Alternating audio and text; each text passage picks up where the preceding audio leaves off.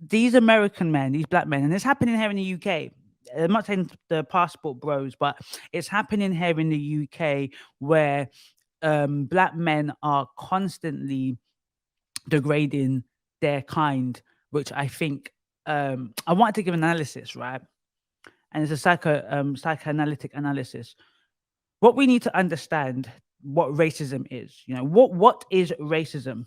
Racism is a systemic belief system to put in power white people and those below, right? And it could be any Asian people because things happen in Asia, boy, that I've been told. But anyways, what we have to realize is that the impact of racism is not just economical; it is it's sociological.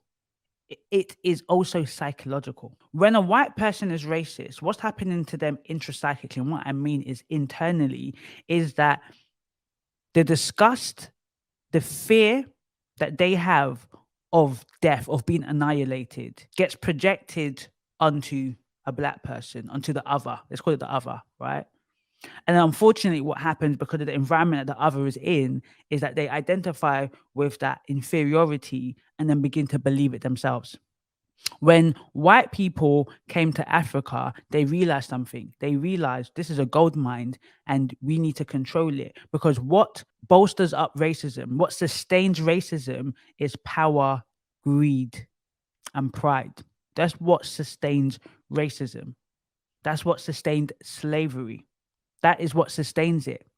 So, in order to sustain a system to keep people up and those down, to keep control, the psychological effects that it's had on, let's use the African American population, has been such that black men are the only race of men in public that speak such disgustingly to the point where they cannot even begin to see where they go wrong.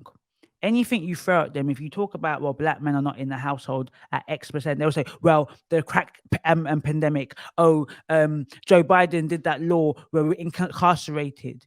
But they are not able to take accountability of the actions of their forefathers, but they want black women at large to take accountability for their actions. When the egg and the chicken occurred, we can't say what occurred first, but we can say is that the man being the leader of the household ultimately takes responsibility. If you are the CEO of the business, right, and you've got employees and your employees make a mistake, right, they made the mistake, but because you are the CEO of that business, you have to take accountability for that mistake. That employee is a reflection of you. So you have to apologize to your customers. You have to apologize to the wider public.